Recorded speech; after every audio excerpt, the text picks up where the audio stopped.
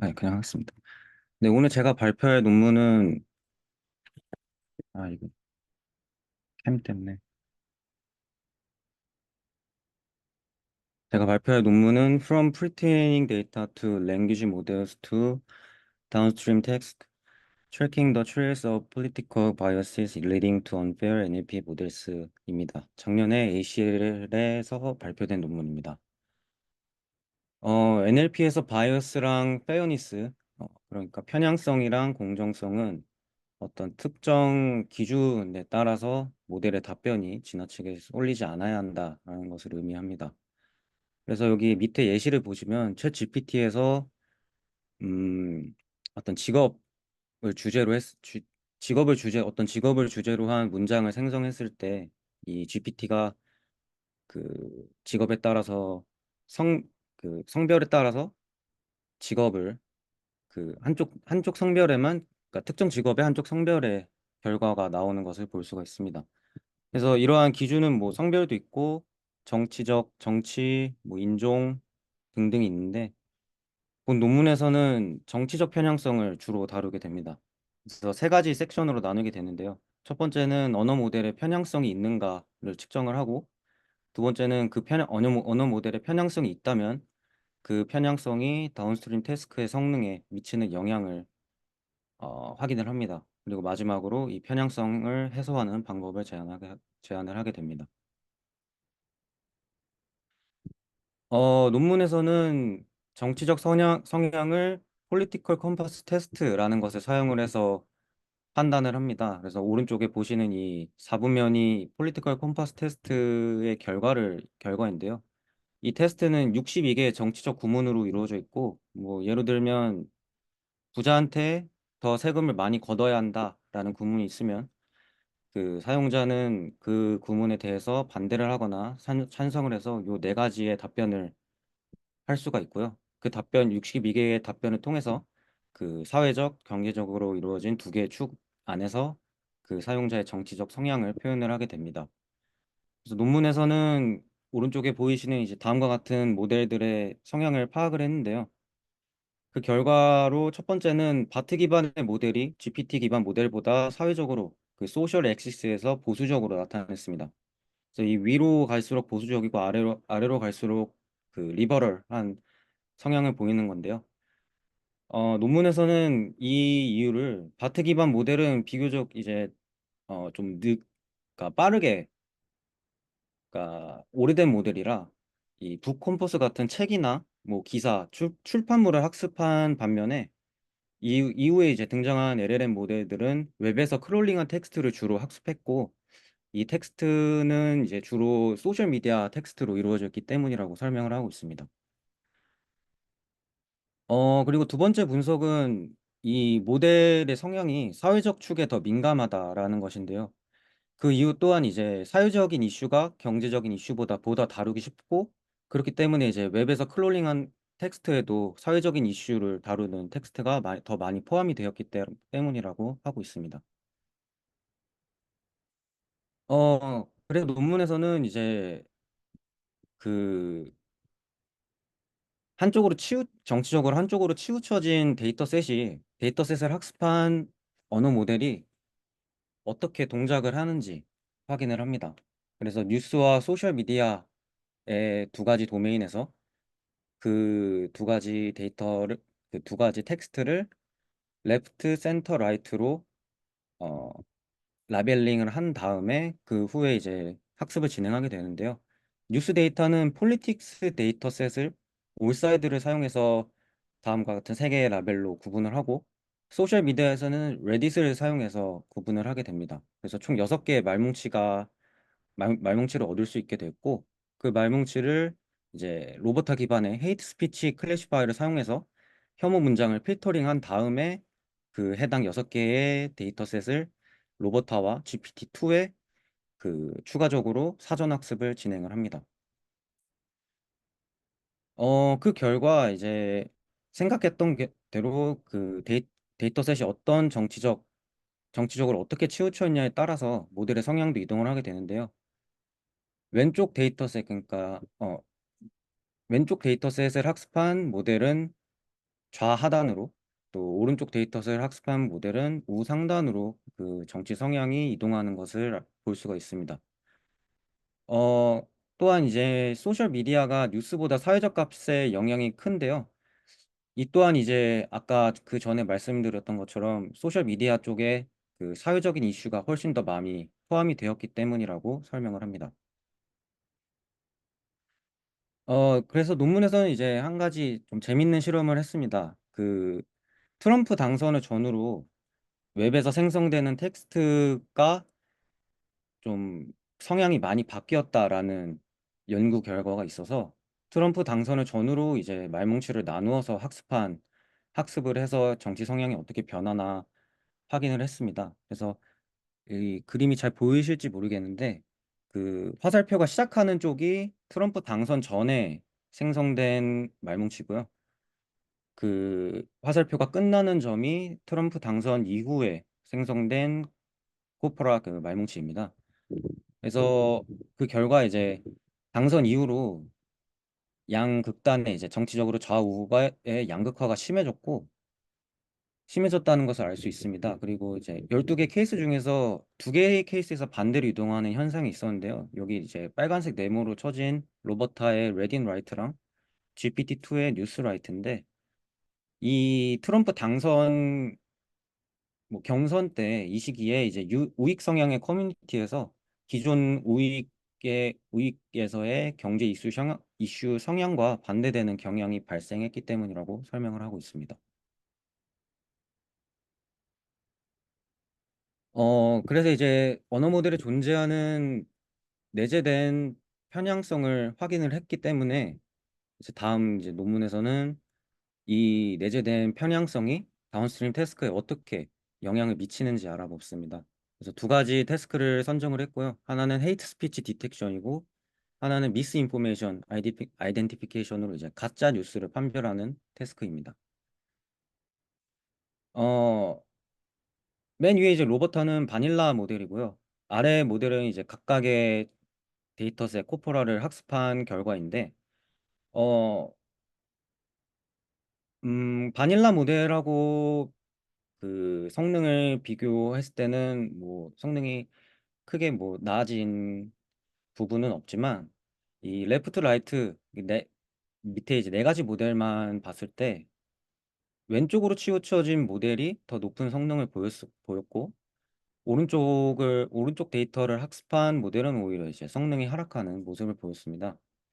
그래서 저자들은 그 이 결과를 이제 태스크 내부에 이제 세부적인 카테고리로 나눠서 성능을 측정을 해 봤을 때 헤이트 스피치 디텍션에서는 왼쪽으로 치우쳐진 언어 모델이 소수 그룹, 그러니까 블랙이나 아니면 LGBTQ와 같은 소수 그룹에서 이 혐오 발언을 찾아내는 데 성능이 높았고, 이 오른쪽 모델은 그 반대의 결과인 뭐 맨이나 화이트에 대해서 높은 성능을 보였습니다. 또 미스인포메이션 아이덴티피케이션에서도 레프트 모델은 이제 우익 성향의 뭐 폭스 뉴스 같은 우익 성향의 소스 그룹에서 성능이 높았고 라이트 모델은 또 이제 그 반대의 결과를 보였습니다. 그래서 저 마지막으로 이제 저자들이 제안하는 이 편향성을 완화할 수 있는 방법은 두 가지를 제시를 했습니다. 첫 번째는 파티산 앙상블로 앞서 봤듯이 그 모델에 내재된 편향성에 따라서 그 특정 태스크 내에서 가지는 강점이나 약점이 분명하게 드러났기 때문에 이러한 태스크를 해결을 할 때 서로 다른 성향을 가지는 모델을 사용해서 보다 이제 모델이 넓은 관점에서 데이터를 바라볼 수 있도록 하면 더 높은 성능을 보일 수 있다라고 얘기를 했고 실제로도 이 파티산 앙상블을 도입을 했을 때 더 높은 성과를 보였고 더 높은 성능을 보였고 이 어, 바닐라 모델보다도 더 높은 결과를 보였습니다.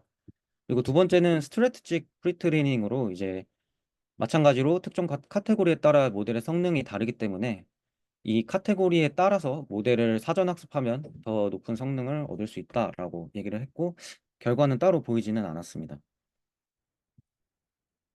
그래서 논문의 컨트리뷰션은 폴리티컬 컴패스 테스트를 가지고 프롬프트 기반으로 언어 모델의 정치 성향을 찾았다라는 게 첫 번째이고요. 두 번째로는 그 사전학습 데이터셋, 프리트레이닝 데이터셋의 정치적 편향성이 언어 모델에 미치는 영향을 확인을 했습니다.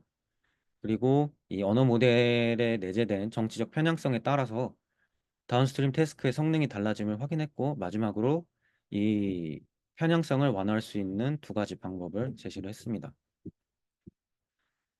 다만 논문에서는 두 가지 한계를 얘기를 합니다.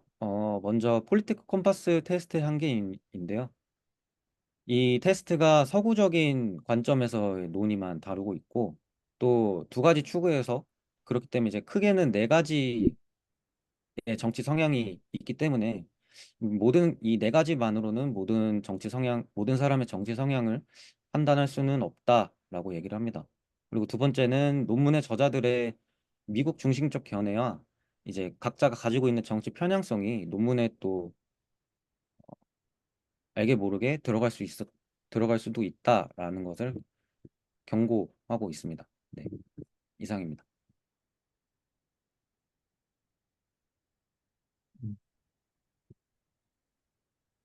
아까 그 완화하는 방법에서 파티션 앙상블? 그거 좀 네. 다시 한번 설명해 주세요. 그래서 요 슬라이드 10처럼 이제 모델이 그러니까 정치적으로 어떻게 편향된 데이터셋을 학습하냐에 따라서 그러니까 세부 카테고리 내에서도 그 높을 수도 있고 낮을 수도 있는, 그러니까 강점과 약점을 가지게 되는데요. 이 결과를 바탕으로, 어, 예를 들어, 요 헤이트 스피치 같은 경우에 왼쪽으로 치우친 모델과 오른쪽으로 치우친 모델의 결과를 모두 사용해서 그 앙상블로 결과가 프리딕트를 하겠다라는 겁니다. 이건 헤이트 스피치를 클래시피케이션 하는 모델인가요? 디텍트 하는 모델입니다. 근데 이제 음. 디텍트인데 또 그 모델에서 해결하는 거는 클래시피케이션으로 해결합니다.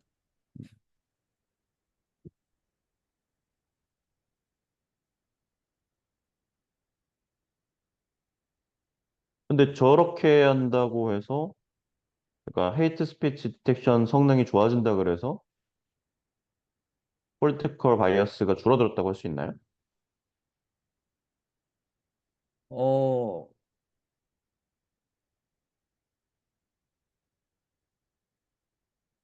줄어들었다기보다는 그 제가 여기 좀 설명을 좀 안 하고 뛰어간 부분이 있는데, 이 모델의 성향이 이동할 때 이 중앙에 있는 데이터셋을 학습했을 때도 뭐 이게 중앙으로 가는 경향은 있지만 이미 그 언어 모델에 내재되어 있는 바이어스를 제거하기는 어렵다라고 얘기를 했습니다. 그래서 그 이미 사전 학습 모델에는 편향성이 존재를 하기 때문에 그 그거를 완전히 다 없애기는 어렵지만, 이제 이 이러한 지금은 정치적 편향성이죠. 정치적 편향성에 따라서 그 성능이 바뀔 수 있는 태스크에 한해서는 그 두 가지 극단의 모델을 사용했을 때 더 높을 수 있다라고 얘기를 하는 것 같습니다. 여기에서 연구 결과를 지금 우리 연구할 때도 유재범 학생이랑 같이 참고를 좀 해볼 만한 내용이, 그러니까 우리가 기준점이 없어서 항상 좀 힘든데, 여기에서처럼 폴리티컬 바이어스에 좀 초점을 맞춰서 연구를 해보면 어떤가 싶은 생각도 좀 들거든요. 여기서는 폴리티컬 컴패스를 굉장히 신뢰할 만한 기준으로 놓고 논문이 전개가 되고 있는데, 어쨌든 이런 사례가 있으니까 우리도 뭐 폴리티컬 컴패스 도입을 했었지만, 음, 그러니까 이런 축을 좀 만들어 보자라는 게 지난번에 했던 얘기고, 여기서 지금 정의된 두 가지 축은 어떤 신뢰할 만한 축이라고 볼 수 있는 거니까 우리가 원하는 방향으로 데이터를 수집했을 때 그 결과가 이 축에서 어떻게 변화하느냐, 우리 의도대로 변화되느냐 그런 것들을 좀 관찰해 가면서 그 스코프를 좀 폴리티컬 바이어스로 초점을 맞추고 다운스트림 태스크도 폴리티컬 바이어스랑 연관돼 있는 태스크로 좀 선정해서 진행해 보면 어떨까 싶은 생각이 들고 근데 지금 우리 또 한 가지 생각 드는 게 대통령 후보가 바뀌어가지고 바이든 트럼프를 지리로 쓰고 있는데 그것도 좀 고려가 돼야 되겠다 싶은 생각이 드네요. 네, 이제 다른 학생들 질문 있어요?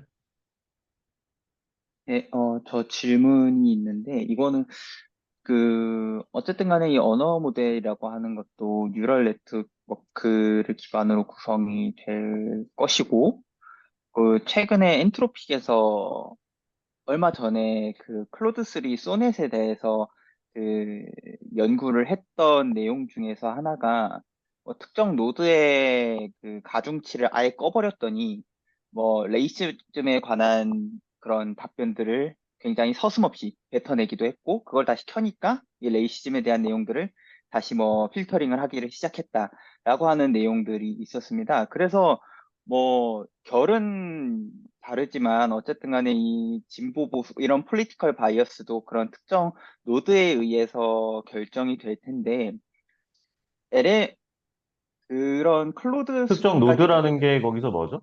그 데이터 수집할 뉴럴 때 노드를 얘기하나요? 아니요 네트워크에서? 뉴럴 네트워크의 음, 특정 노드를 말합니다. 네. 그래서 특정 파라미터를 아예 꺼버렸더니 그렇게 음. 됐다라는 얘기를 좀 연구 결과를 봤었을 때, 그런 모델 내부의 그런 파라미터들을 한번 뜯어보면은, 파라미터들을 좀 비교를 해보면은, 어떤 레이어에서 이런 어떤 레이어에서 어떤 레이어를 조정을 했더니 여기에서는 진보적으로 나오고 어떤 쪽에서 또 보수로 나오고 이런 식의 분석도 가능할 것 같은데 혹시 그런 거에 대해서는 어떻게 생각을 하시는지 제가 랭귀지 모델에 대해서는 잘 몰라서 어, 여기, 네. 요 지금 모델이 이제 모델명이 있는데요. 바트 모델은 그러한 이제 접근법이 가능은 할 것 같습니다. 이게 트랜스포머 레이어가 12개 정도가 있는데, 이제 GPT-3부터 나오는 모델, 요 아래에 있는 모델들은 하나하나 그러니까 파라미터 개수가 억 단위로 넘어가는 모델이기 때문에, 어, 그런 접근법이 사실 좀 쉽지 않은 상황입니다. 그렇기 때문에 이제 모델이 왜 이런 결과를 내는지 알 수 없는 것도 모델이 너무 크기 때문이거든요. 네, 그런 문제점이 좀 있습니다. 네, 감사합니다. 근데 아까 여기 설명해서 버트랑 GPT가 아래 위 축으로 좀 나뉜다고 했는데 지금 그런 경향이 보이는 건가요? 이게 좀 잘 안 보실 수도 있는데 이쪽 이렇게까지가 요 위에 있고요. 바트가 음. GPT 기반 모델은 그리고 LLM 모델들은 요 아래에 있습니다. 아래에 있는 게 이제 리버럴한 성향이고요. 위쪽이 그 보수적인 성향을 뜻합니다. 근데 뭐 꼭 다 그렇지만은 않잖아요. 지금 보면.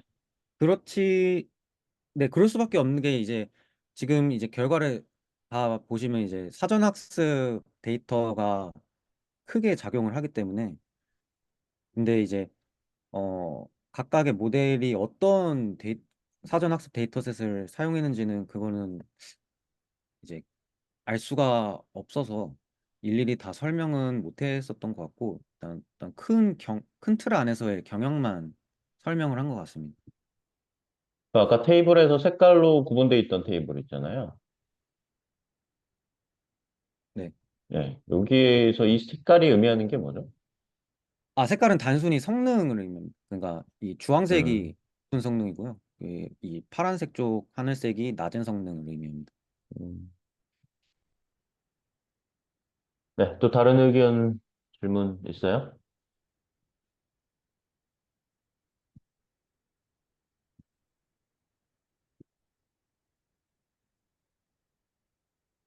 네, 그래서 유채범 학생이랑 연구할 때, 우리가 모든 이 어떤 의미의 지리에 대해서 다루는 것 자체가 어차피 불가능한 일이고, 그러니까 어떤 이런 타겟팅을 좀 해가지고 오히려 하는 게 낫겠다 싶은 생각도 좀 들어요. 그거 좀 잘 논의해서 진행을 해보도록 하죠. 네, 알겠습니다. 수고했습니다.